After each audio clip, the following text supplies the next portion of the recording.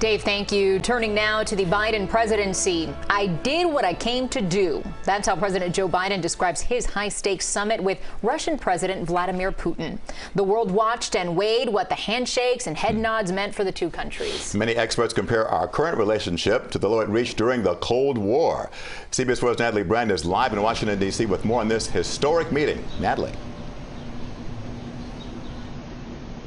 And Jim, Lauren, President Biden emerged from this summit sounding optimistic, but also clear-eyed that the ultimate outcome of this meeting is not yet known. And one of the clear stated goals going into the meeting was to create a relationship, put the U.S. on a path for a relationship with Russia that is more stable and more predictable.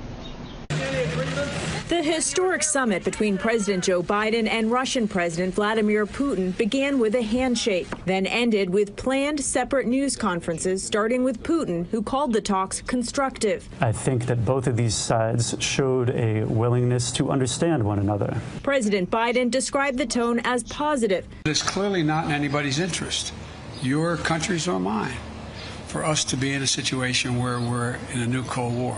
Inside an 18th century villa in Geneva, the two leaders sat down with their top diplomats, followed by expanded talks with additional aides. Afterwards, both sides agreed to return their ambassadors to their posts in each other's countries in the future and to restart dialogue on nuclear arms and weapon systems. Heading into this summit, the White House tempered expectations, but said the goal was to talk about areas of possible cooperation and also clearly lay out the red lines. Issue number one, a series of cyber attacks on U.S. entities blamed on Russian actors. I talked about the proposition that certain critical infrastructure should be off limits to attack, period. Also human rights, including the imprisonment of Putin's political opponent, Alexei Navalny. What did you say would happen if opposition leader Alexei Navalny dies? I made it clear to him that I believe the consequences of that would be devastating for Russia. The summit was slightly shorter than expected. President Biden says the test of whether it was a success will be revealed in the coming months.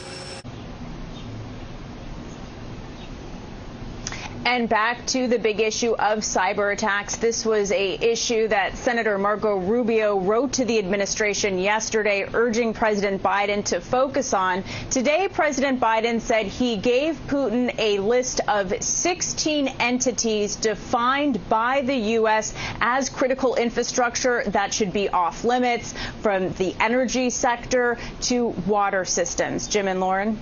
And Natalie, did President Biden say anything about consequences for another cyber attack on critical infrastructure?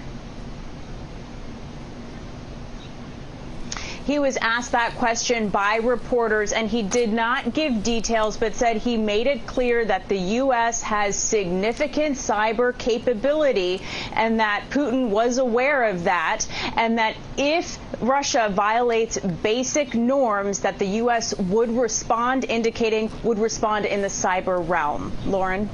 Natalie Brand live for us in Washington, D.C. Thank you. Look for much more on the summit in Switzerland tonight on the CBS Evening News with Norah O'Donnell. That's at 6:30 after CBS 4 News at 6.